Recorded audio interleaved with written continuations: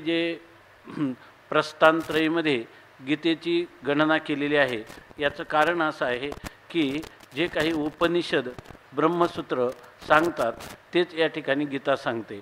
म्हणून आपल्याकडं गीतेचं चिंतन कधी करतात? बरेच आचार्य अगोदर उपनिषदाचं ब्रह्मसूत्राचं चिंतन करतात आणि नंतर गीतेचं चिंतन सांगतात. याचं कारणच असं आहे की ही कांडत्रय निरूपिणी श्रुतीचं हे कोडीसवानी. ही गीता ही तिन्ही कांडत्रयाचं सार सर्वस्व आपल्याला संक्षेपाने सूत्ररूपाने सांगणारा हा ग्रंथ आहे. आणि या ग्रंथामध्ये मृत्यू किंवा नंतर प्राप्त होणारं जे जीवन आहे, आपल्याला मृत्यूनंतर आपली होणारी जी गती आहे त्या गतीचा विचार केलेला आहे.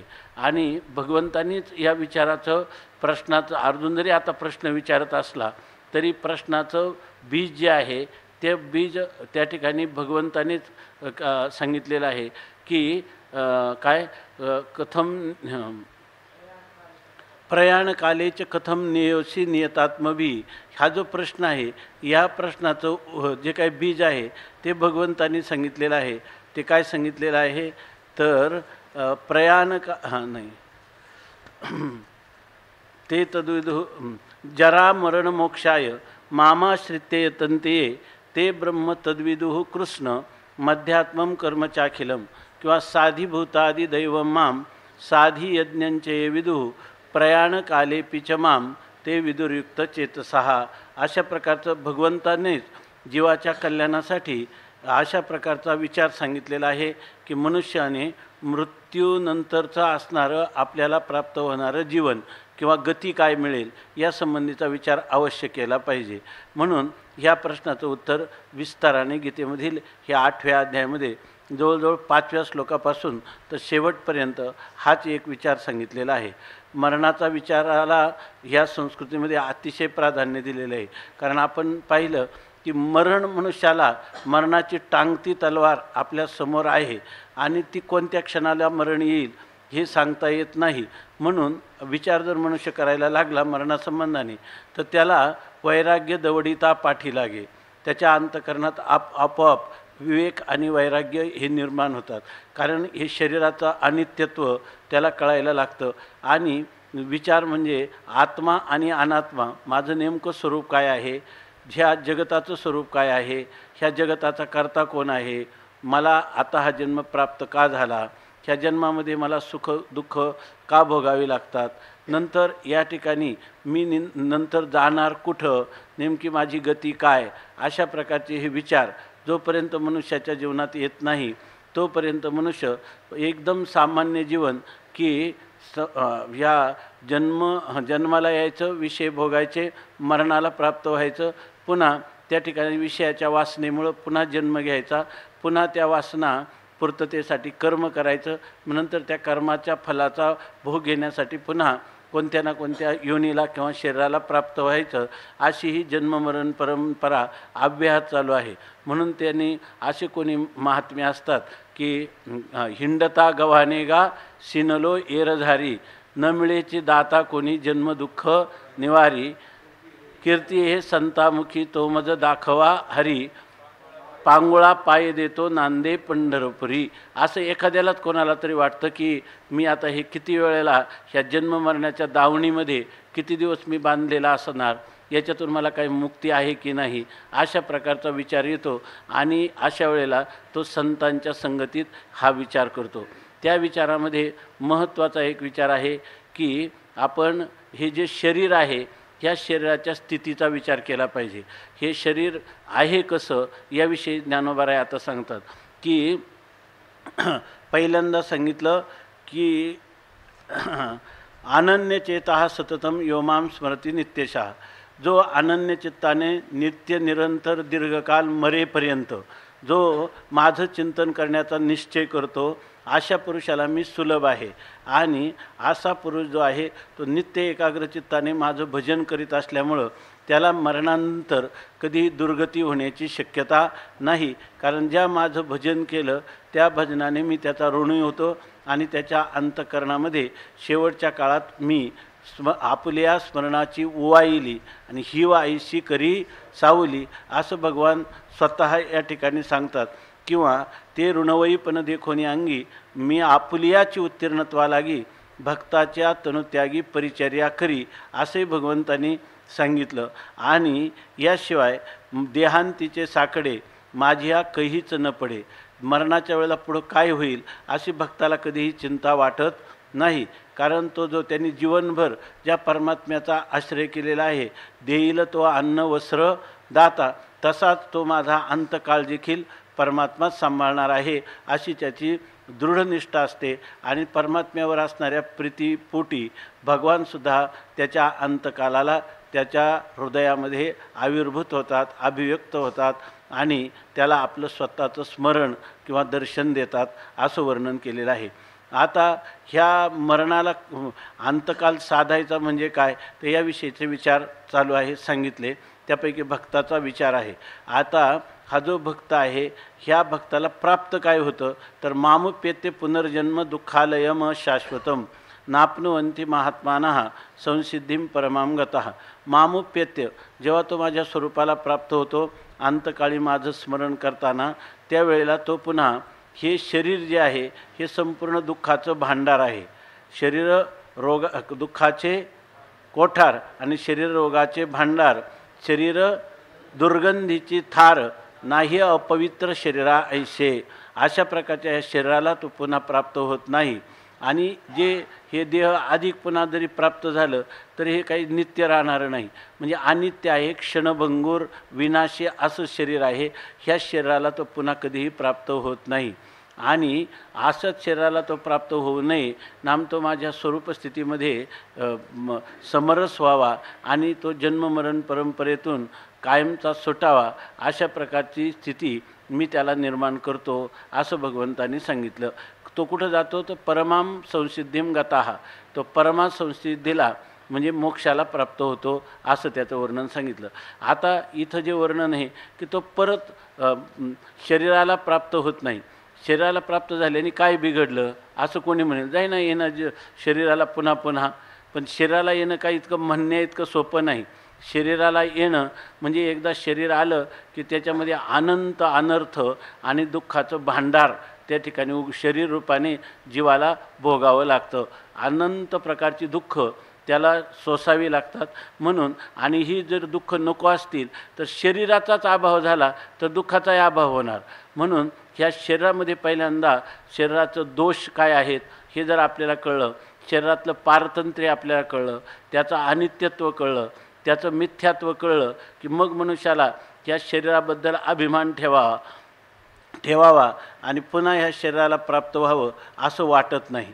त्यासाठी ज्ञानोबराय या शरीरामध्ये असणारं दोषदर्शन, अनित्यत्व, पारतंत्र्य आणि मिथ्यात्व हे चारही गोष्टी ह्या ओव्यांमध्ये सांगतात.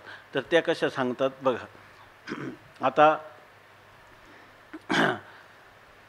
माऊलींनी सांगितलं की माझा जो भक्त आहे त्याला भगवान सांगतात देहांतीची मी यावे, मग आपण याते आपण पे याते न्यावे. देहाचा जेव्हा अंत होणार आहे त्यावेळेला भगवंतांनी धावून यावं आणि मग आपण होऊन त्याला आपल्या स्वरूपात समरस करावं किंवा न्यावं, हेही नाही स्वभावे. हेही त्याच्या ठिकाणी विचार नाही. कारण जे आधीची मज मिळाले ते अगोदरच मला मिळालेले आहेत. सकाळी आपण विचार केला मला मिळालेले म्हणजे भावनेने मला मिळालेले आहेत. म्हणजे भावना काय, अखंड परमात्म्याची चिंतन करतात आणि ते जे संस्कार आहेत तेच संस्कार त्यांच्या अंतःकरणामध्ये बिंबलेले आहेत. त्यांचं जरी अजून त्यांना परमात्म्याचं अभेदाने दृढ अपरोक्ष ज्ञान झालं नसलं तरी भक्तीच्या सामर्थ्याने भावनेने ते अखंड परमात्म्याशी जडलेले आहेत. त्यांच्या अंतःकरणवृत्ती कायमची परमात्म्याच्या ठिकाणी जडलेली आहे. रूपी जडले लोचन पायी स्थिरावले मन, अशी त्यांची स्थिती आहे. आणि मग ते जरी ह्या शरीररूपी जलामध्ये राहत असले म्हणजे बाहेरून दिसताना व्यवहारी तुम्हाला आम्हाला आणण्याच्या दृष्टीनं ते जरी शरीररूपी पाण्यात आहेत असं आपल्याला वाटत असेल, परंतु त्या पाण्यामध्ये पडलेलं त्यांचं प्रतिबिंब आहे. बिंबरूपाने ते कुठे आहेत, परमात्म स्वरूपाच्याच ठिकाणी आहेत. मन हे गोविंदी आणि देह काम करीवो, अशा स्थितीत असणारे हे भक्त आहेत. आणि म्हणून असे जे नित्य एकाग्र चित्ताने माझी भक्ती करणारे असे माझे परमप्रेमास्पद भक्त आहेत, ते देहांती निश्चित मीची होती. त्या देह पडला की ते दुसरीकडं कुठेही जात नाही, ते माझ्या स्वरूपाला प्राप्त होतात, मीच होतात असं सांगतात. आपण सकाळी ते ज्ञानी लोकांचं वर्णन केलेलं आहे आणि हे जे वर्णन आहे हे भक्ताचं वर्णन आहे. ते तर मरणाच्या अगोदरच मला मिळाले, जीवनमुक्त झाले. आता फक्त प्रारब्ध क्षय झाला की प्रारब्ध भोगून संपलं की ते माझ्या विदेह कैवल्याला प्राप्त होणार आहे. परंतु खरं त्यांच्या ठिकाणी आत्ताच ते माझ्या स्वरूपात मिळालेले आहेत, कारण त्यांच्या दृष्टीनं जीवनमुक्ती आणि विदेहमुक्ती हे सुद्धा काही विकल्प राहिलेले नाहीत, त्यांचा तर प्रश्नच नाही. पण माझे जे भक्त आहेत ते भक्तसुद्धा मनाने नित्य भावना करून जणू काही माझ्या स्वरूपात कायमचेच तद्रूप झालेले आहेत. म्हणजे याचा अर्थ हे असे जे लोक आहेत भक्त, तर त्यांना क्रममुक्ती प्राप्त होईल. त्यांना मरणानंतर ते ब्रह्मलोकाला जातील आणि ब्रह्मलोकाला जेव्हा कल्पांताला ब्रह्मदेव त्यांना तत्त्वज्ञानाचा उपदेश करील आणि ते मुक्त होतील, परंतु ते पुन्हा जन्माला येणार नाहीत. बाकीचे जे देवतांचे उपासक आहेत किंवा जे भेदाने परमात्म्याची भक्ती करतात त्यांना मात्र पुनर्जन्म हा अटळ आहे. परंतु माझ्या भक्ताला ते नापनवंती महात्मानः परमाम सिद्धिं परमाम गताः, ते जे महात्मे आहेत ते परमसंसिद्धीला मोक्षाला प्राप्त झाले. अजून मोक्षाला प्राप्त झालेत का ते, पण त्यांना मोक्ष निश्चित आहे. कारण आता हा देह पडल्यानंतर ते ब्रह्मलोकाला जेव्हा जातात तेव्हा ते परत येत नाहीत. या अर्थाने काय ते त्यांना मुक्ती ही अटळच आहे. फक्त काय आहे, त्याला थोडा काळाचा काय आहे परिच्छेद आहे. काही कालांतराने परिकाळे किगा, परंतु काही काळाने प्राप्त होतात. म्हणून इथे म्हणतात देहांती, या देहाचा अंत झाला की ते निश्चित मीची होती, माझ्या स्वरूपाला प्राप्त होतात. आणि एकदा माझ्या स्वरूपाला प्राप्त झाले की मग क्लेश तरुची वाडी, जे तापत्रयाग्नीची सगडी, जे मृत्यू काकाशी कुरोंडी सांडिली आहे. माझ्या स्वरूपाला प्राप्त झाल्यावर काय लाभ होतो त्यांना, तर तो लाभ असा होतो की आता इथं शरीर शब्द शेवटच्या ओवीत सांगितलेला आहे 51 क्रम. आईशे जे हे शरीर, असं जे शरीर आहे, असं शरीर म्हणजे कसं आहे, त्या ह्या अगोदरच्या सगळ्या ओव्या आहेत की 140 पासून 150 पर्यंत ह्या 11 ओव्या शरीर कसं आहे, त्या शरीराच्यामध्ये किती अनर्थ दुःख आहेत, क्लेश आहेत, शरीराला प्राप्त होणं हे किती मनुष्याच्या जीवनामध्ये क्लेशकारक गोष्ट आहे, हे आता ह्या 10 ओव्यांनी सांगतात. म्हणजे सगळी ही विशेषणं शरीराची आहेत. शरीर म्हटलं का ते क्लेश तरुची वाढी, त्याच्यामध्ये क्लेशरूपी वृक्ष जे आहेत त्या वृक्षांची बाग आहे. म्हणजे पंचक्लेश कोणते आहेत, अविद्या, अस्मिता, राग, द्वेष आणि अभिनिवेश, हे 5 क्लेश, ह्या 5 क्लेशाचे बाग आहे. याचा अर्थ याच्यामध्ये अज्ञान असणार, याच्यामध्ये जे अनात्मदेहादी पदार्थ आहेत त्यांच्याविषयी अहंकार असणार, विषयांच्या विषयी प्रेम असणार आणि त्याच्यामध्ये द्वेष, प्रतिकूल गोष्टीविषयी द्वेष असणार आणि त्याच्यामध्ये देहादी पदार्थाविषयी अभिनिवेश किंवा मरणाचं भय हे असणार. मरण भयाला अभिनिवेश म्हणतात. म्हणून मरण भयाला अभिनिवेश म्हणतात, मरणाच्या भयाला अभिनिवेश म्हणतात. हा अभिनिवेश त्यांच्या ठिकाणी असणार आणि त्यांना देहादी प्रपंचाविषयी अस्मिता ही असणार, बरोबर आहे ना. देहादी पदार्थाविषयी अहंकार हा असणार, अनात्म पदार्थाविषयी. म्हणून हे ज्या सगळ्या गोष्टी आहेत ह्या अत्यंत क्लेशकारक आहेत. पण शरीराला आलं का ह्या पंचक्लेशाच्या बागेतच तुम्ही प्रवेश केल्यासारखं आहे. म्हणजे अपरिहार्यपणे शरीराला मी म्हटलं की पंचक्लेश भोगावे लागणार. जे तापत्रयाग्नीची सगडी, आणि खालून जशी एखादी सगडी पेटावी शेगडी, त्याप्रमाणे हे तापत्रयाग्नी, तापत्रयाग्नीचा लागला असे ओणवा असं म्हणतात. इथं ओणवाच लागलेला आहे. आदिभौतिक, आदिदैविक आणि आध्यात्मिक त्रिविध तापाची जणू काही ही भडकलेली अशी शेगडी आहे. म्हणजे याच्यामध्ये शारीरिक रोग असणार, म्हणजे आध्यात्मिक ताप असणार. नंतर तुम्हाला इतर शत्रू, सर्प, व्याघ्र यांच्यापासून क्लेश होणार, म्हणजे आदिभौतिक दुःख होणार. आदिदैविक भूत, प्रेत, पिशाच किंवा आपण त्या अतिवृष्टी, अनावृष्टी, उल्कापात, भूकंप हे त्याच्यामध्ये होणार. अशी तिन्ही प्रकारची दुःख त्या शरीरामध्ये आला की त्याला भोगावी लागतात. मृत्यू काकाशी कुरोंडी सांडिली आहे. आणि हे शरीर म्हणजे काय आहे? मृत्यूरूपी जो काक म्हणजे कावळा आहे ना, त्या कावळ्याला जणू काही बळी टाकलेला आहे. आपण म्हणतो ना की जशी वाट पाहावी की तो कावळा जो आहे तो मृत्यूरूपी कावळा, आणि त्याला बळी ठेवलेला आहे. त्यांनी यायचं आणि वाट त्याची म्हणजे सगळे तयार करून ठेवले असतं ना, आपण ते पिंडदान करतो त्यावेळेला, ते सगळं त्या कावळ्याला तो पिंड तयारच करून ठेवलेला आहे. फक्त कावळ्याने यायचं, कावळा वाटेल तेव्हा त्यांनी झडप घालायची आणि तो पिंड खायचा. त्याप्रमाणे मृत्यूरूपी हा कावळा आहे, त्याचं भक्ष्य म्हणजे हे त्याला दिलेला बळी म्हणजे हे शरीर आहे. जे दैन्याचे दुभते, जे महाभयाते वाढविते, जे सकळ दुःखाचे पुरते भांडवल. जे दैन्याचे दुभते म्हणजे आपण म्हणतो ना दुभती गाय, म्हणजे भरपूर दूध देणारी गाय आहे. त्याप्रमाणे इथं दुभतं किंवा चंगळ कशाची आहे? तर दैन्याची चंगळ आहे. दैन्य म्हणजे पारतंत्र्य, दिनवानं होणं. सारखं तुम्ही म्हणजे तुमच्या वाचून मला दुसरा कोणताही आश्रय नाही, काही करा पण मला तुम्ही द्या, किंबहुना तुमच्यावरच माझं जीवन अवलंबून आहे. हा जो दीनतेचा भाव आहे, ह्या भावाची चंगळ म्हणजे थोडक्यात काय? देहाला आलेला मनुष्य आणि तो आयुष्यात कधी दिनवाना झाला नाही असं कधी होणार नाही. त्या राजापासून रंकापर्यंत दैन्याची चंगळ सगळ्याच ठिकाणी. काही नसलं तर मृत्यूच्या वेळेला तरी दिनवाना आहे की नाही, रोगाच्या वेळेला दिनवाना आहे की नाही, संकटात जिथं तिथं परकीय राज्याने आक्रमण केलं आणि तो जर याला मांडलिक करणार असला तर हा दिनवान दैन्यच आहे की नाही. म्हणून हे दैन्याचं दुभत आहे, म्हणजे ही पारतंत्र्याची एक प्रकारची चंगळ आहे. म्हणजे जन्माला आलं का देहाला का नेहमी पारतंत्र्य आहे, पूर्ण स्वातंत्र्य कधीच नाही. जे महाभयाते वाढविते, आणि जे शरीरामध्ये महान अशा प्रकारची भीती किंवा भय हे वाढवणारं आहे. तर भीती काय आहे? मरणाची भीती त्याला आहे की नाही, शत्रूची भीती आहे की नाही, दारिद्र्याची भीती आहे की नाही, सगळं भयच आहे. आणि सर्वात महान भय तर मृत्यूचं तर त्याला आहे की नाही. आणि सगळ्यात मोठं त्याला अभिनिवेश आपण म्हटलं आता, तर त्याला सर्वात जास्त मनुष्याला काय आहे? मला मरण यावं, न मरणे निर्विवाद जगा पडिये. आपल्याला कधीच मरण यावं असं वाटत नाही, आणि आल्याशिवाय तर काय राहत नाही. त्यामुळं त्याच्या अंतःकरणात कायम भयाची भावना राहते. जे सकळ दुःखाचे पुरते भांडवल.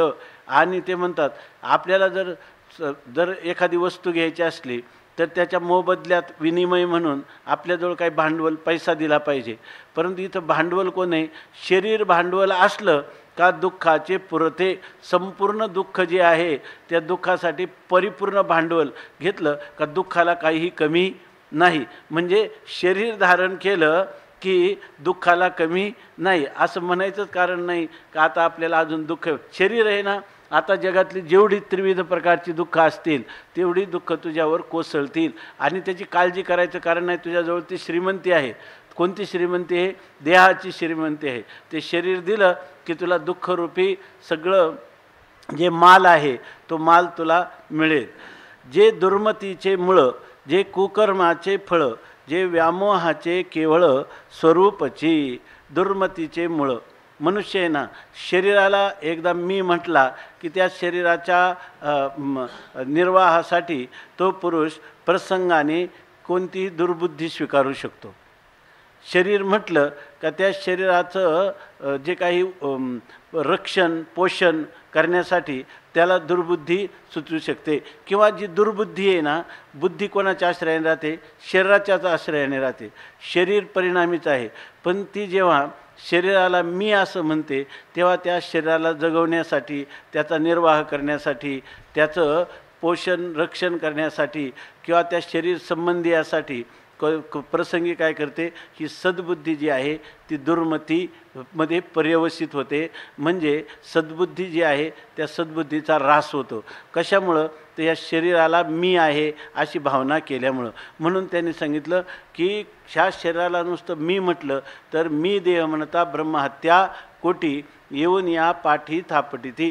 एवढ्या कोट्यावधी का ब्रह्महत्या लागतात? ही सर्वात मोठी दुर्बुद्धी आहे की अनात्म शरीराला मी म्हणणं, आणि त्या शरीराला मी म्हटलं का अनेक प्रकारची दुष्टबुद्धी सुचते. आणि हे शरीर काय आहे? ते कुकर्माचे फळं, म्हणजे कुकर्म म्हणजे दुष्टकृत्य, दुष्टकृत्याचं फळ आहे.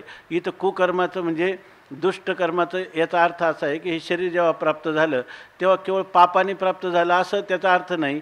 पण या ठिकाणी ह्या शरीरामध्येच पाप आणि पुण्य केल्यामुळंच हे शरीर प्राप्त होतं आहे ना. पाप पुण्य करुणी जन्मा येतो प्राणी, नरदेहा येऊनी हानी केली. याचं कारण काय आहे? तर आपण हे जे पाप जसं आपल्याला शरीराला कारण आहे तसं पुण्यसुद्धा काय आहे? शरीराला कारण आहे. तेव्हा हे पाप पुण्य किंवा धर्माधर्म याच्यामुळे शरीर प्राप्त होतं ना. मूळ कारण कोण आहे? आपलं म्हणजे त्याचा अव्यवहित पूर्व कारण कोण आहे? पाप पुण्य आहे. तेव्हा या ठिकाणी कुकर्मामध्ये पापाचाही आणि पुण्याचाही समावेश होतो. आणि व्यामोहाचे केवळ स्वरूपाची, आणि केवळ हे शरीर जे आहे तर ते व्यामोहाचे म्हणजे मोहाचं भ्रांतीचं हे स्वरूप आहे. सगळ्या भ्रम कुठं होतात? ह्या भ्रमाचं स्वरूप पाहायचं असलं तर हे शरीर आहे. आणि केवळ व्यामोह, वी अधिक आ अधिक मोह ना, अशा प्रकारचं ह्या वी आणि आ उपसर्गपूर्वक मोह वैचित्य ह्या धातूचं व्यामोह हे रूप होतं. याचा अर्थ मोह वैचित्य म्हणजे विपरीत भावना. विपरीत भावना जी आहे त्या विपरीत भावनेचं स्वरूप पाहायचं असेल तर कुठं पाहायचं? ह्या शरीरात पाहिजे. त्याचं खरं स्वरूप. याचं कारण काय माहिती आहे का?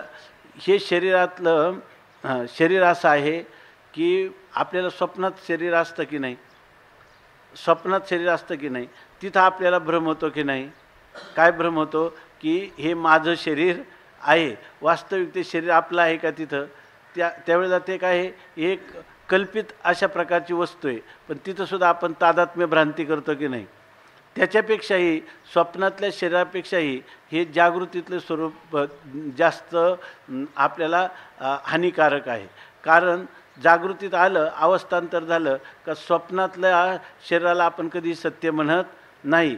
बरोबर आहे की नाही? आणि जागृतीतलं शरीर मात्र असं आहे, एका शरीरात एका स्वप्नातलं एक स्वप्न दुसऱ्या स्वप्नात येत नाही. एका स्वप्नातले पदार्थ दुसऱ्या स्वप्नात नसतात. पुन्हा जागृतीत आल्यानंतर ते पदार्थ उपलब्धच होत नाही. त्यामुळे आपण स्वप्नाचा विशेष विचार करत नाही. म्हणून स्वप्नातल्या देहाविषयी पुन्हा भ्रम होत नाही. पण जागृतीतल्या देहातला फक्त सुषुप्तीत जाईल तेवढाच आहे की नाही? पुन्हा जागृतीत झाला का पुन्हा काय म्हणतो? ते कालचं शरीर आहे. म्हणजे हे वास्तविक आहे, हे स्वप्नापेक्षाही निकृष्ट आहे. हे स्वप्नाहूनही निपटारे. पण जास्त अभिनिवेश कोणाचा आहे? जागृतीतल्या शरीराचा आहे. म्हणून हे त्या स्वप्नापेक्षाही जास्त मोहात घालणारं हे जागृत अवस्थेचं शरीर आपल्याला आहे. म्हणून हे व्यामोहाचे केवळच स्वरूपाचे, जे संसाराचे बैसणे, जे संसाराचं बैठक आहे, म्हणजे संसाराचा आश्रय आहे. ही संसार म्हणजे जन्ममरण परंपरा. ही कोणाच्या आश्रयाने राहते? जन्ममरण परंपरा कोणाला आहे? शरीरालाच आहे का नाही? मग जन्ममरणाला बसण्याचं ठिकाण, विश्रांतीचा ठाव तो कोणता आहे? शरीर आहे. जे विकाराचे उद्याने, आणि हे जे काम क्रोध लोभ मद मत्सर हे जे विकार आहेत, हे विकाराची बाग कुठे आहे? ह्या शरीरावरच आहे की नाही? म्हणजे शरीराशी संबंध केला तरच काम क्रोध इत्यादी विकार निर्माण होतील. सगळे कशा संबंधाने? शरीरा संबंधाने आहे. सकळ रोगांचे भाने वाढिले आहे. आणि हे शरीर म्हणजे काय आहे? सगळ्या रोगांचं वाढलेलं भाणं म्हणजे ताट वाढलेलं आहे. म्हणजे या शरीरामध्ये किती रोग आहेत? असं सांगतात की सगळ्याच प्रकारचे रोग प्रत्येक शरीरामध्ये आहेत. काही उद्भूत होतात काही कारणाने, काही उद्भूत होत नाही. परंतु शरीर दुःखाचे कोठारण, शरीर रोगाचे भांडार, असं हे सकळ रोगांचे भाने वाढले. शरीर आलं का मग समजायचं का सगळ्या प्रकारचे रोगरूपी ताट, व्याधीरूपी ताट आपल्याला वाढलेलेच आहे. म्हणजे सगळ्या प्रकारचे व्याधी ह्या शरीराला होऊ शकतात. जे हे शरीराची तर अशी स्थिती आहे की अखंड परे वाहती मळे, आणि ज्याची धुता तो कांटाळे असं त्याचं वर्णन केलेलं आहे. सगळीकडून त्याला काय स्राव होत आहेत शरीराचे, पण त्याच्यापेक्षा सगळे रोग जे आहेत जेवढे काही शास्त्रामध्ये वर्णन केलेले सगळे रोग कोणाच्या आश्रयाने? शरीराच्याच आश्रयाने होतात.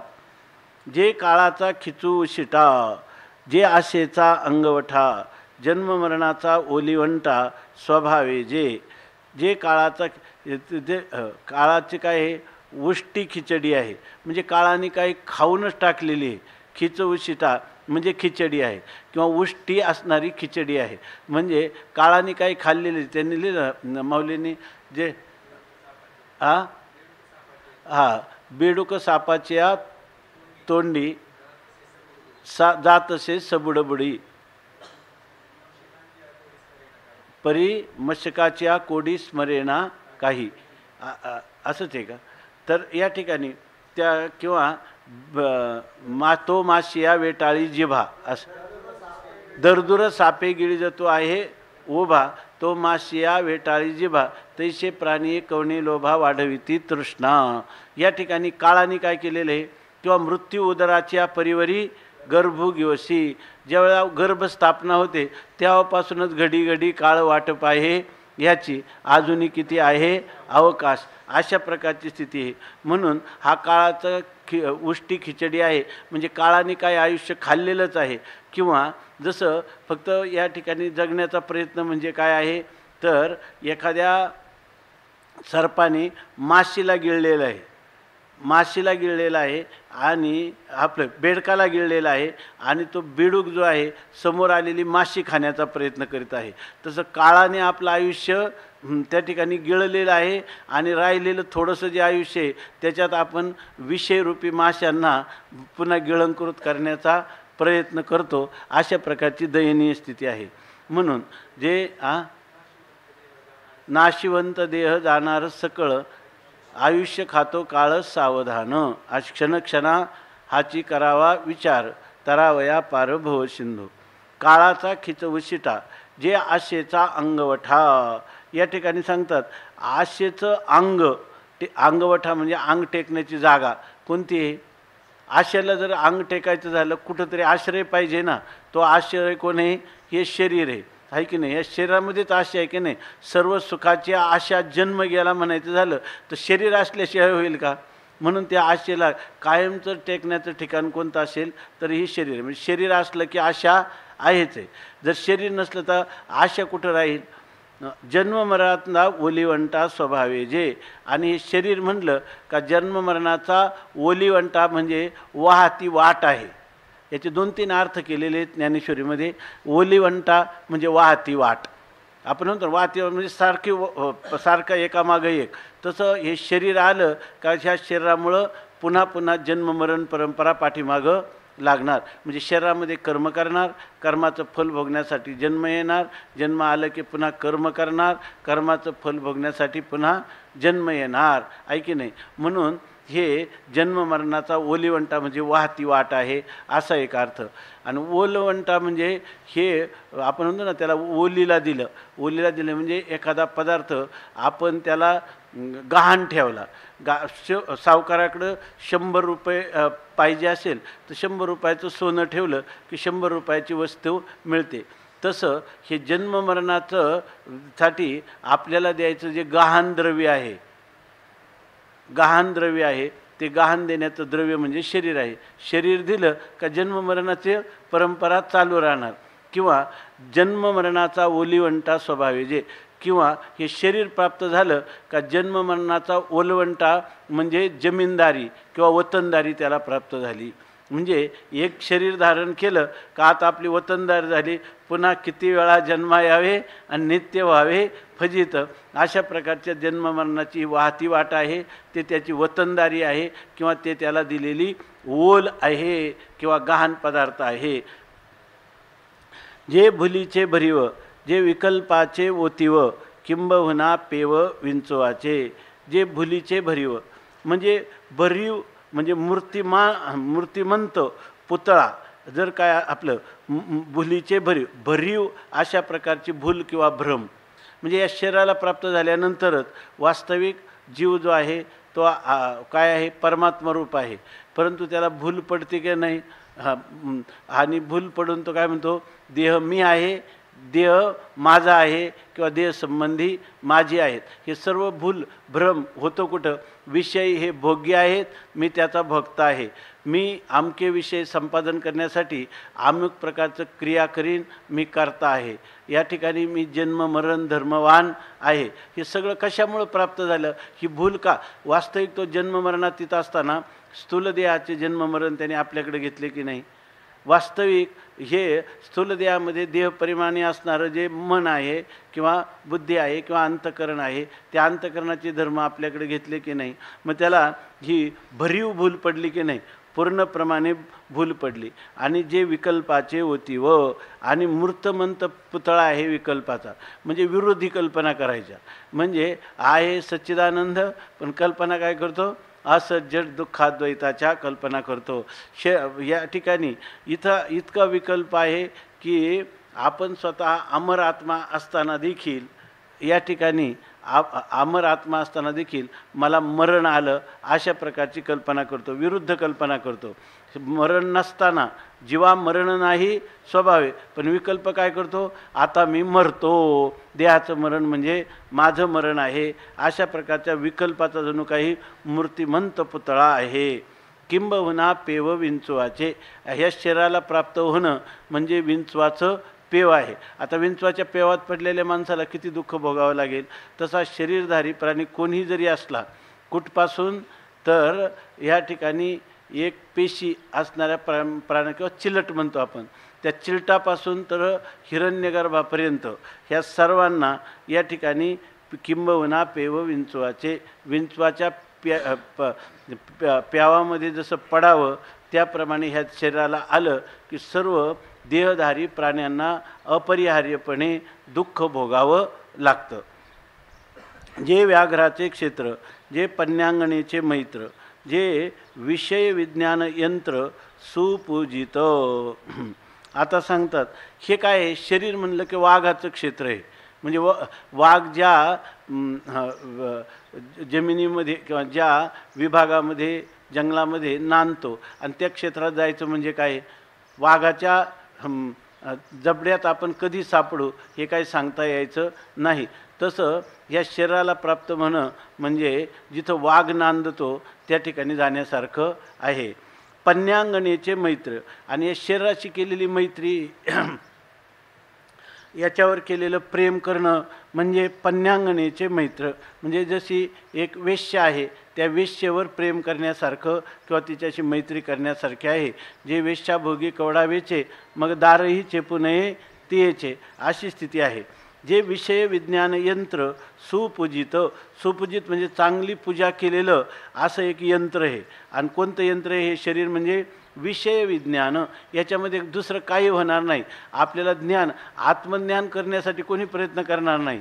याच्यामधून शब्द स्पर्श रूप रस ह्या पंचविषयाचं विज्ञान विशेष रूपाने ज्ञान होण्यासाठी आपल्याला हे जसं सूक्ष्मदर्शक यंत्राने सगळ्या वस्तू स्पष्ट दिसतात, तसं विषयाचं विशेष रूपाने ज्ञान होण्याचं यंत्र म्हणजे हे शरीर आहे.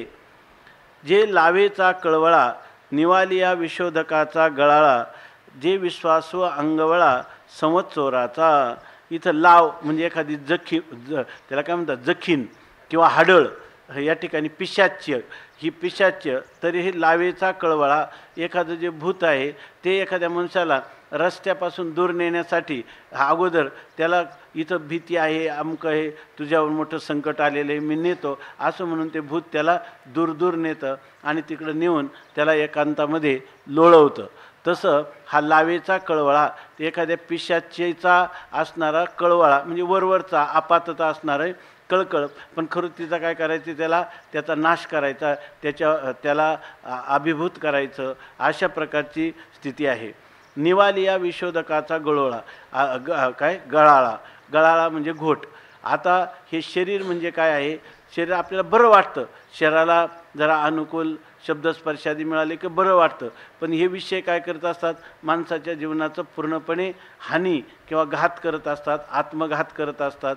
त्यासाठी उदाहरण दिलं की एखादं विष आहे, परंतु ते विष उकळतं विष नाही, त्याला उकळतं विष दिलं नाही, पण काय दिलं, निवालिया विषाचा गळाळा. निवलेलं म्हणजे थंडगार झालेलं विष आहे आणि त्याचा गोड दिला. पण थंडगार जरी विष असेल तर ते त्याला मारणारच आहे ना. तसं अनुकूल विषय जरी त्याला शरीर संबंधाने प्राप्त झालं तरी हे शरीर त्याला काय करणार आहे, मारणारच आहे, त्याचा आत्मघातच करणार आहे. जे विश्वासू अंगवळा संवत्सराचा किंवा ह्याच्या शरीराशी तादात्म्य करणं म्हणजे काय, शरीरावर प्रेम करणं, ह्या शरीराच्या बरोबर सहवास करणं म्हणजे शरीर माझं आहे असं म्हणणं म्हणजे संवत्सराचा विश्वासू अंगवळा. सावचोर म्हणजे वरून दिसायला एकदम सभ्य दिसतो पण आतून मात्र याला लुटायचं असतं, असा हा जो सावचोर म्हणतात त्याला. त्या सावचोराचा या ठिकाणी विश्वास ठेवला आणि मग विश्वासू अंगवळा म्हणजे त्याचा केलेला सहवास आहे. म्हणजे जसं सावचोरावर विश्वास ठेवू नये तसं ह्या शरीरावर विश्वास ठेवू नये. असं पण एक अभंग आहे, न धरी विश्वास, नाही ते दुसरा अभंग, या धनाचा आहे. जे कोढियाचे खेव, जे काळ सर्पाचे मार्दव, गोरियेचे स्वभाव गायन जे. हे शरीर जे आहे ना, ह्या शरीराला आल्यानंतर माणसाला बरं वाटतं, त्याचं कोड कौतुक पार आईवडीलही करतात आणि यालाही जसं बाल तारुण्य ह्या अवस्था होतील तसं त्याला कौतुक वाटतं. पण हे कौतुक म्हणजे काय म्हणतात, हे कोढियाचे खेव. एखादा कोढी म्हणजे रक्तपित्त झालेला, ज्याच्यातून रक्त पाझरतं, पू पाझरतो, अशा रक्तपित्ती पुरुषाला दिलेलं आलिंगन तसं या शरीराला मी म्हणणं आहे. म्हणून हे कोढियाचे खेव, एखाद्या रक्तपित्ती असणाऱ्या पुरुषाला दिलेलं हे आलिंगन आहे. किंवा काळसर्पाचे मार्दव, किंवा काळसर्प म्हणजे भयंकर जाल असा विषारी सर्प, आणि तो आपल्या अंगाला काय फार मृदू लागतो. म्हणून आपण काय म्हणतो की ही मात्र गादीपेक्षाही मऊ शय्या आहे, तसं म्हणणं म्हणजे शरीराला मी म्हणणं किंवा शरीराचा आश्रय घेणं म्हणजे असं आहे. काळसर्पाचं जणू काही त्याचे असणारा मऊपणा आहे. गोरियेचे स्वभाव गायन जे, आणि गोरियेचे म्हणजे जो पारधी आहे, फाशे पारधी, तो गायन करतो आणि त्या हरणाला काय करतो, पुंगी वाजवतो ना, त्या हरणाला काय कोणतं काय बासरी काय काय म्हणतात त्याला, बिन वाजवतो आणि ते हरण जे आहे त्या हरणाला तो काय करतो, मोहित करतो आणि मोहित करून त्याला मारतो. म्हणजे त्या फाशे पारध्याचं गायन त्या हरणाला आनंदी करण्यासाठी का त्याचा घात करण्यासाठी. तसंच हे शरीरातल्या ठिकाणी असणारे जे वेगवेगळे जे भोग आहेत त्या भोगामध्ये अनुकूल भोग आहेत, पण ते सर्व आपल्याला मारण्यासाठीच ह्या शरीराची ही युक्ती आहे. जे वैरियाचा पाहुणेरू, जे दुर्जनाचा आदरू, हे असो जे सागरू अनर्थाचा. एखाद्या वैरियाचा पाहुणेरू, आपला वैरी आहे आणि त्याने आपल्याला फार आदर सत्काराने बोलावलं. मग काही लोक काय म्हणतात, जरी वैरी असला पण आपल्याला त्यांनी पाहुणा म्हणून बोलावलं, जायला काय हरकत आहे, जायला काहीच हरकत नाही कारण जायचं आहे म्हणून. हाय की नाही. जे दुर्जनाचा आदरू, दुर्जन माणसाने किती त्याचा जरी आदर केला तरी तसं ह्या शरीराचा केलेला काय आहे, आदर आहे. दुष्ट मनुष्याने केलेला आदर म्हणजे काय, त्याचं पर्यवसान काय होणार आहे, अनादराचंच होणार आहे. इथं एक जणाला बोलावलं, जेवण करण्यासाठी बोलावलं, त्यांचं दुष्टता होती आणि गेल्यानंतर त्याला पंक्तीला बसल्यानंतर त्याला म्हणे खा का कुठं मिळत नाही, बरोबर आले म्हणे. इथंच अगोदर आदराने बोलावलं होतं पण त्यांना करायचं होतं त्यांचा अपमान. जे दुर्जनाचा आदरू, दुर्जन माणसाचा केलेला आदर आहे त्याचा नाश करण्यासाठी. हे असो जे सागरू अनर्थाचा, किंवा अनर्थाचा ज्याच्यापासून आधी क्लेश दुःख होईल, दुर्गती होईल, अशा प्रकारचं सागर म्हणजे अनर्थाचा सागर म्हणजे हे शरीर आहे. ह्या शरीराचं वर्णन हे सगळं केलं त्याच्यातलं. पण आता माऊली म्हणजे पारतंत्रिक सांगितलं, दोषदर्शन सांगितलं, अनित्यत्व सांगितलं आणि आता शेवटी काय सांगतात, मिथ्यात्व सांगतात. जे स्वप्नी देखील हे स्वप्न, जे मृगजळे साशिन्नले वन, जे धूम्रराजांचे गगन ओतले आहे. हे शरीर म्हणजे माऊलींच्या दृष्टीनं काय आहे, हे स्वप्न नाही तर हे स्वप्नात पडलेलं काय आहे, स्वप्न शरीर म्हणजे. जे मृगजळे साशिन्नले वन, आणि हे शरीर म्हणजे हे कशामुळं भरायला आलेलं आहे, साशिन्नले म्हणजे बहरलेलं आहे, बहरलेली वन किंवा बाग आहे शरीर म्हणजे. कशाच्या, मृगजळाने भरलेली अशा प्रकारची ही बाग आहे. म्हणजे याच्यामध्ये असणारं कर्म हे प्राप्त झालेलं शरीर, त्यांचा असणारा कार्यकारण भाव हे सगळं काय आहे, मृगजळाने भरलेलं वन आहे, जे धूम्रराजाचे गगन ओतले आहे. आणि या ठिकाणी जे हे आकाश म्हणजे काय आहे, हे आकाश म्हणून काही नाही, दोरांचे कण एकत्र येऊन मूर्तिमान झालेलं जे गगन ते आहे. म्हणजे हे सगळं भ्रमात्मक अशा प्रकारचं हे शरीर आहे. आयसे जे हे शरीर ते न पवती चिपडती नर, जे होऊनी ठेले अपार स्वरूप माझे. आयसे जे शरीर, अशा प्रकारचं जे शरीर आहे ते शरीर, ते पुरुष, ते नर पुढती न पवतीचं. ते नर म्हणजे कोणते नर, जे मामुपेत्य, जे मला प्राप्त झाले ते ह्या दुःखालयम अशाश्वतम, दुःखालय आणि अशाश्वत असणाऱ्या पुन्हा जन्म जो आहे त्या जन्माला पुन्हा जन्म न आपणवंती, त्या पुन्हा जन्माला ह्या देहाला ते प्राप्त होत नाहीत. कारण ते काय जातं, संसिद्धीम परमाम गताहा, ते मोक्षाला प्राप्त झालेले आहेत. म्हणून आयशे जे हे शरीर ते न पवती चिपडती नर, जे होऊनी ठेले अपार स्वरूप माझे. ते माझं अपार म्हणजे अनंत, अनादी अनंत असं माझं जे स्वरूप आहे त्या स्वरूपाची ते एकरूप होऊन गेलेले आहेत. त्यामुळं आता ते परत जन्माला येत नाहीत असं सांगितलं.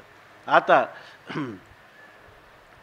मग तुझ्या स्वरूपातच प्राप्त झालेले लोक जन्माला येत नाही, आणि बाकीचे इतर देवतांचे उपासक, इतर देवतांचे सगळे उपासक पुनर्जन्म त्यांना पुनर्जन्माला त्यांना यावं लागतं. परंतु जे माझ्या स्वरूपाला प्राप्त झाले तेच फक्त, जे माझ्या स्वरूपाला प्राप्त झाले तेच फक्त परत येत नाही, बाकी सर्व पुनरावृत्तीला प्राप्त होतात. हा पुढचा श्लोक सांगतो. मला असं वाटतं एक अभंग म्हणा 5 मिनटं, मग आपण पुन्हा.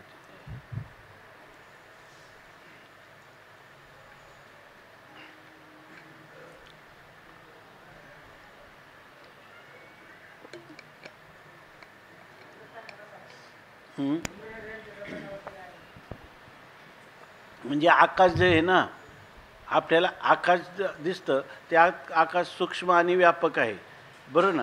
तसं धुम्राचे जे रजकण आहे ते एकत्र आले तर जणू काय आकाशच झालं असं दिसतं, पण ते काय आकाश झाले का? याच्यामध्ये हा धुम्र रजाचे गगन ओतले, तेच जणू काय मूर्तिमान आकाश झाले, पण ते झाले का? तसा हा शरीर हा भ्रम आहे का, शरीर एक आपल्याला प्राप्त झालेलं आहे, परंतु ते प्राप्त झालेलंच नाही, हा एक भ्रमच प्राप्त झालेला आहे. असं अजून काय असलं तुम्ही पाहता येतं ना.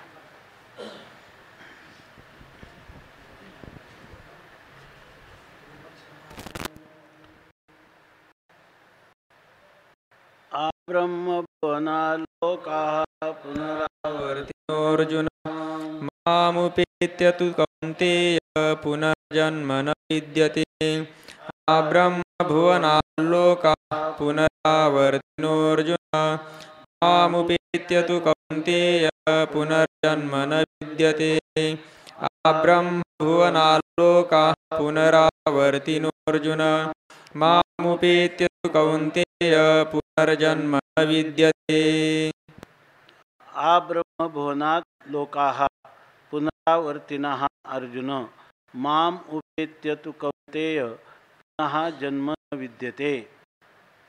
या ठिकाणी भगवान सांगतात की जे लोक ब्रह्मभुवनात लोकाः पुनरावर्तिनः अर्जुन माम उपेत्य तु कौन्तेय पुनः जन्म न विद्यते.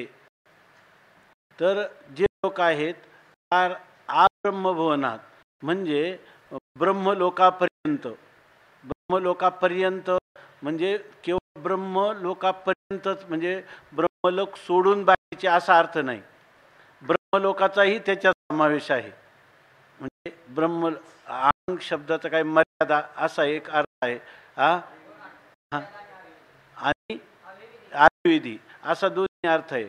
तर अभिविधी म्हणजे ते त्याच्या अलीकडे असणारे आणि त्याला धरून त्याचा समावेश करून असणारे त्याला अभिविधी म्हणजे ब्रह्मलोकही त्याच्यात आला आणि ब्रह्मलोकाच्या इतरही लोक असतील त्या सर्वांना पुनरावर्तीना हा अर्जुन त्याला या ठिकाणी पुनरावृत्ती आहे म्हणजे त्याला जन्ममरणपर्यंत यावं लागतं. जो पुरुष गेला तो कोणत्याही लोकाला गेला जन तप सत्य मह पार कोणत्याही लोकाला गेला तरी त्या लोकांमधून त्याला परतच यावं लागतं. फक्त मामुपेत्य जर तो माझ्या स्वरूपाला प्राप्त झालेला पुरुष तो मात्र हे कौंतेय अर्जुना पुन्हा जन्म न विद्यते त्याला पुन्हा जन्म प्राप्त होत नाही. परंतु आब्रह्मभुवना लोका पुनरावर्तीना ब्रह्मलोकापर्यंत गेलेले ब्रह्मलोकासहित असणारे.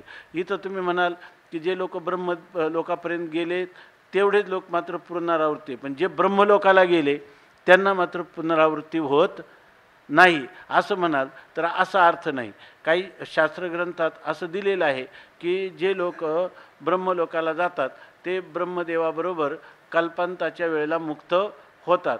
परंतु आपण सकाळी चिंतन केलं की त्यावेळेला ते जे लोक आहेत ब्रह्मलोकाला जातात ते लोक सगळे मुक्त होत नाही ते परत खाली येतात. इतकंच नाही तर ज्याने मोक्षाच्या इच्छेने जो ब्रह्मलोकाला गेला नाही किंवा ब्रह्मदेव झाला तो केलेल्या पंचाग्नी साधनांच्या द्वारा ब्रह्मदेव झाला तर त्या ब्रह्मदेवाला सुद्धा परत पुनरावृत्ती आहे असं माऊलीनं स्पष्टपणे सांगितलेलं आहे.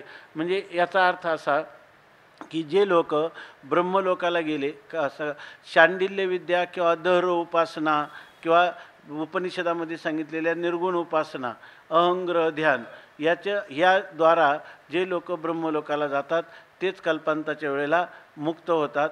बाकीचे सगळे पुनरावृत्तीला प्राप्त होतात असा त्याचा अर्थ. पण मामुपेत्य म्हणजे याचा अर्थ माझ्या स्वरूपाला प्राप्त होणारा जो पुरुष आपलं माझ्या स्वरूपाला प्राप्त होणारा जो पुरुष आहे माझं स्वरूप म्हणजे कोणतं परमेश्वर स्वरूप माझ्या परमेश्वर स्वरूपाला प्राप्त होणारा तो मात्र पुन्हा प्राप्त होत नाही. म्हणजे ज्यांनी माझ्या ईश्वर स्वरूपाची उपासना केलेली आहे इष्टदेवतेच्या स्वरूपात. कारण काय आहे हे स्वर्गलोक महरलोक तपोलोक वैकुंठ कैलास ब्रह्मलोक त्यांनी सांगितलं की व्यासांनी निर्णय करून सांगितला एकच ब्रह्मलोक जो आहे तो त्या उपासकाला त्याप्रमाणे प्रतीत होतो अशा प्रकारची स्थिती आहे. तर ज्या लोकांनी या ठिकाणी जे ब्रह्मलोकाला आले मुक्तीसाठी ज्यांनी निर्गुण उपासना केली किंवा माझी म्हणजे परमात्मा स्वरूपाची उपासना जरी केली असेल तरीसुद्धा ती जर भेदभावाने केली असेल तर त्या ठिकाणी ते लोक ब्रह्मलोकाला जातात पण मुक्त होत नाही. जर त्यांनी अभेद उपासना करून ते ब्रह्मलोकाला आले असतील तर कल्पांताच्या वेळेला ब्रह्मदेव त्यांना ज्ञान देतो आणि मुक्त करतो असं सांगतात. म्हणून ब्रह्मभुवना लोका पुनरावर्तिनो अर्जुन मामुपेत्य तु कौंतेय पुनर्जन्म न विद्यते त्याला पुनर्जन्म प्राप्त होत नाही. एरवी ब्रह्मपणाचे भडसे न चुकतीची पुनरावृत्तीचे वळसे परी निवटलियाचे जैसे पोट न दुखे.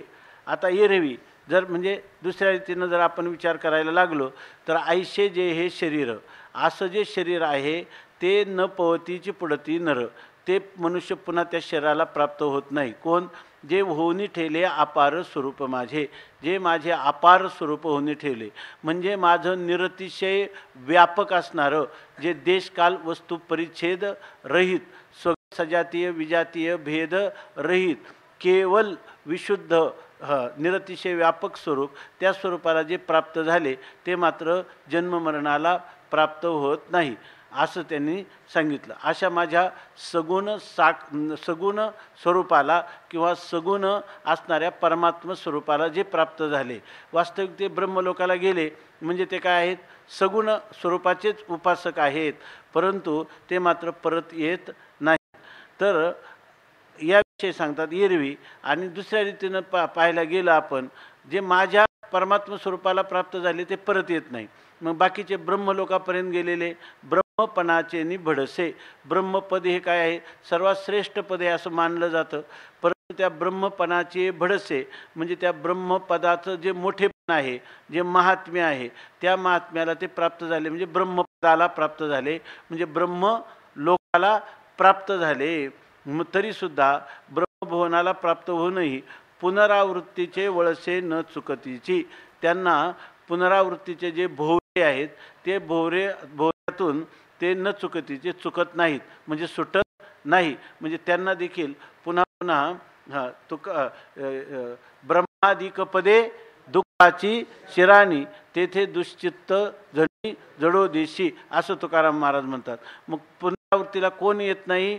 तर समचरण दृष्टी विटेवरी साजरी तेथे माझी हरी वृत्ती राहो आणिक न लगे माईक पदार्थ तेथे माझे अर्थ नको देवा.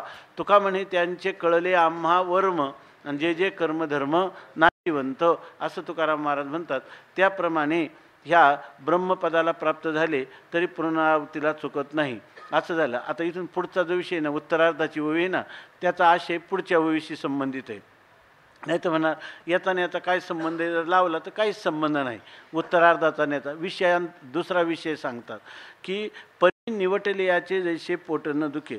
ब्रह्मदेवाला हे पुनरावृत्ती चुकत नाही.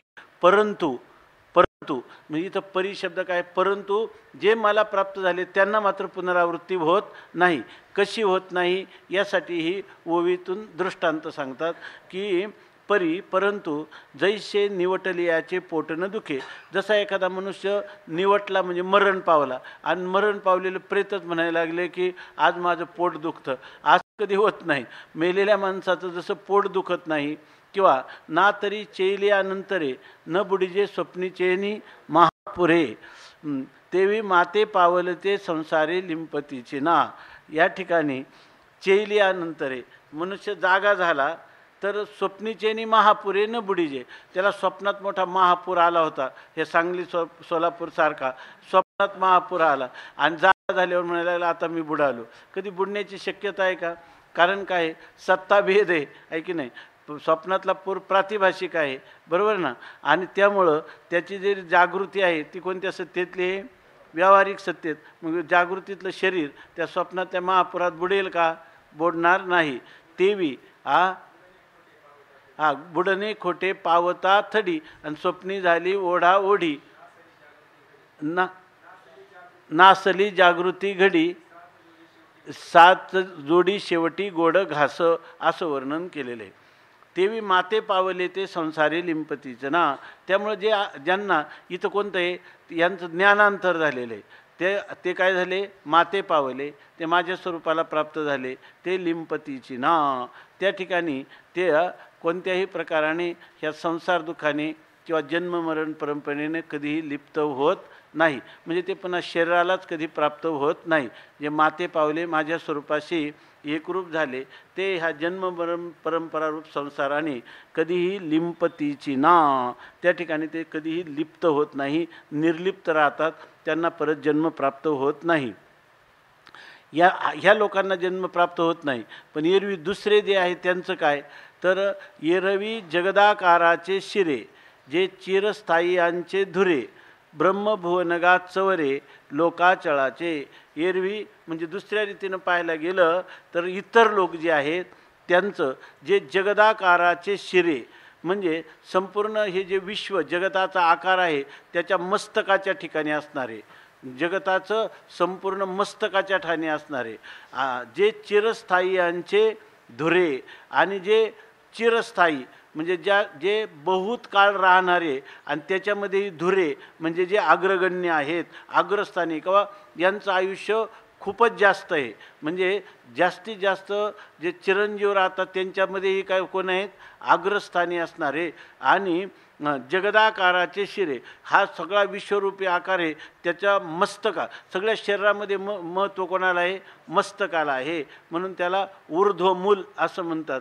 तर ते त्या मस्तक असणारं सगळ्या चिरकाल जगणाऱ्यांच्या अग्रस्थानी असणारं असं जे ब्रह्मभुवन असं जे ब्रह्मभुवन आहे. म्हणजे हे जे ज्या ठिकाणी प्रजापतीचं स्थान आहे, ब्रह्मलोक आहे किंवा जिथं सगळे प्राणी मात्र वसतात असं असणारं जे ब्रह्मभुवन आहे, त्यांचं मूळ कारण म्हणजे प्राणीमात्रांच्या उत्पत्तीचं मूळ कारण असणारा ब्रह्मदेव, तो ज्या ठिकाणी राहतो त्या ब्रह्माचं असणारं राहण्याचं भुवन, ते लोकाचळाचे चवरे.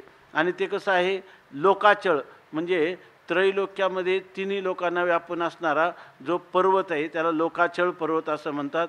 म्हणजे या सगळ्या त्रैलोक्याला व्यापून असणारा जो पर्वत आहे त्या पर्वताचंही जे चौर म्हणजे त्या पर्वताचंही जे शिखर आहे असं असणारं ह्या ब्रह्मभुवनात त्या जे काही लोकाचळाचंही जे शिखर आहे, शेवटचं टोक आहे असं.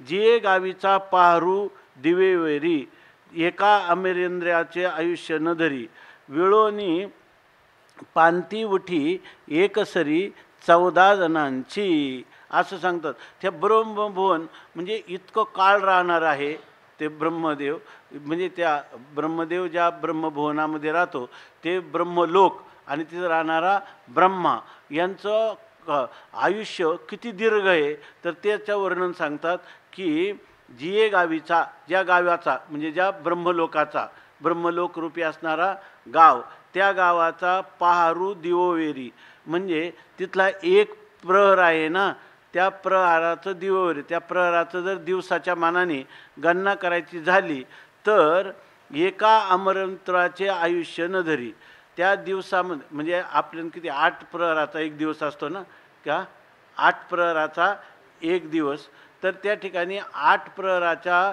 एक दिवसामध्ये दिवसाच्या 3 तासाचा म्हणजे 8 त्रिक 24 म्हणजे एक प्रहर म्हणजे 3 तास. त्यातला एक प्रहर आहे ना, त्या प्रहराचं दिवसाचा एक प्रहर त्याच्यामध्ये अमरेंद्राचे आयुष्य न धरी म्हणजे इंद्र आहे ना, त्या इंद्राचं आयुष्य न धरी म्हणजे त्या इंद्राचं आयुष्य पुरत नाही. म्हणजे त्या प्रहारामध्ये एका इंद्रसुद्धा होत नाही. तर होतं काय, विळोनी पांती उठी एकसरी 14 जणांची. तिथं म्हणतात विळोनी म्हणजे एका दिवसात 14 जणांची एकसरी पांती उठी, 14 जणांची एकदम पंगत उठते. म्हणजे ह्या ब्रह्मदेवाचा जो ब्रह्मलोकातला एक दिवस आहे त्या एक दिवसाचा एक प्रहर आहे, त्या एका प्रहरामध्ये 14 इंद्र होऊन जातात. म्हणजे ब्रह्मदेवाच्या एक दिवसात, दुपारी मी वाचलं की ब्रह्मदेवाच्या एका दिवसात 15 मुहूर्त सांगितले आणि 15 मुहूर्त त्याच्यामध्ये एक प्रहर आहेत 15, तर त्या एका प्रहरामध्ये 14 इंद्र ज्या अर्थी उठतात म्हणजे 15 प्रहरामध्ये 14 इंद्र होऊन जातात. म्हणजे त्या एका इंद्राला जे काय पूर्वीचं कालगणना आहे त्याप्रमाणे फक्त एका इंद्राला एक मुहूर्त काही 25 काष्टा, 20 कळा आणि 12 निमिष एवढंच त्याचं आयुष्य त्याला मिळतं असं त्यांनी वर्णन केलं. एका इंद्राच्या एका दिवसामध्ये आपलं एका ब्रह्मदेवाच्या एका प्रहरामध्ये असे एवढे 14 इंद्रांची पंक्ती एकदम उठून जाते. इतका दीर्घकाळ राहणारा तो ब्रह्मलोक आहे. तेव्हा तिथं ब्रह्मलोकात राहणाऱ्या लोकांचं आयुष्य आणि त्या ब्रह्मदेवाचं आयुष्य किती असेल असं सांगतात. 2 परार्ध 2 परार्ध आयुष्य म्हणजे त्याचं आयुष्य आहे. जर त्याचं म्हणजे त्यांनी सांगितलं की त्याचं दिवसाची गणना करायची झाली तर त्याचा एक दिवस आहे ना, आणि एक दिवस म्हणजे 23 लाख 20,000 वर्षाचं त्याचा एक दिवस आहे. आणि दिवस आणि रात्र मिळाली तर त्याचं आहे किती 46 लाख आणि 40,000 वर्ष एवढं त्याचं एक दिवस आहे. आणि असं आणि हा दिवसामध्ये किती होऊन जातात तर 4 चौकड्या होऊन जातात. एका दिवसामध्ये 1000 चौकड्या म्हणजे 1000 चतुर्युग म्हणजे काय, कली आपलं काय कृत, त्रेता, द्वापार आणि कली, हे एवढी 4 युगाची एक चौकडी एवढा त्याचा काय आहे एक दिवस आहे. आणि तेवढीच पुन्हा त्याची काय आहे एक रात्र आहे आणि असं त्याचं 360 दिवस तर 1 वर्ष आणि असं त्याचं आयुष्य किती आहे पुन्हा 100 वर्षाचं असं सांगितलं. ही गणना इतके म्हणून त्यांनी लिहिले ना अहोरात्र विदाह विदू. हे साधारण लोक जाणू शकत नाही. ज्यांना त्या ब्रह्मदेवाची 1 रात्र आणि 1 दिवस ज्यांनी पाहिली किमान बगदालभे वगैरे तेच हे ज्योतिषाचा हिशेब करू शकतात. म्हणून त्यांनी सांगितलं का अहोरात्र विदाह विदुहू असं सांगितलं. गणित माहीत नाही एवढं पण कल्पाचं किती हे रामसुखदासजी महाराजांनी दिले त्या याच्यामध्ये काही 1 कल्पापर्यंत किती आयुष्य म्हणजे पार सुरून कुठून झालं निमेष मग काष्टा मग कला मग मुहूर्त मग त्याच्यानंतर प्रहर मग त्याच्यानंतर दिवस रात्र नंतर पुन्हा पक्ष मग मास मग संवत्सर नाही मग आयन मग संवत्सर आणि मग आता त्या कल्पाचं किती माहीत नाही त्याचं मोठं गण नाही. याच्यामधून एवढं लक्षात घ्यायचं का किती म्हणजे आपल्याला गणना करता येणार नाही एवढं आयुष्य कोणाचं आहे ब्रह्मदेवाचं. आणि त्या ब्रह्मलोकाला गेलेले जे पुरुष आहे तर ते सुद्धा परत येतात कारण गेलेत म्हणून. गेला म्हणजे परत येण्यासाठीच गेला याचा अर्थ काय आहे तिथं एक लोकविशेष आहे असं होईल. मग लोकविशेषाला गेले जर जो मनुष्य जाईल तर ते परिच्छिन्नच असणार ना तो लोक म्हणजे आणि त्याच्यातून परत गेलाय म्हणून तो परत येणार. याचा अर्थ तो लोक जो आहे तो कोणत्या तरी कालात उत्पन्न झालेला आहे म्हणून याचा अर्थ त्याला कालपरिच्छेद आहे. म्हणून या ठिकाणी ब्रह्मलोक असला तरी त्याला काय आहे कालाने परिच्छिन्न केलेला असल्यामुळं ब्रह्मलोकाला गेलेला परत येतो. फक्त ब्रह्मरूप झालेला परत येत नाही. ब्रह्मरूप झालेला तो परत येत नाही. ब्रह्मलोकाला गेलेला मात्र परत येतो. आता त्याचं वर्णन सांगतात की आता जो हे ब्रह्मलोकाला जो जातो आणि तो परत येतो ह्या ब्रह्मलोकाचं आयुष्य आहे तरी किती असं जर कोणाला वाटेल तर ते आता या ठिकाणी सांगतात.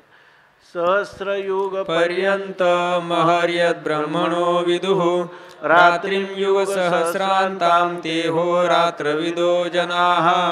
सहस्रयुग पर्यंत महर्यद ब्रह्मणो विदुः रात्रिं युग सहस्रांतां ते होरात्रविदो जनाः.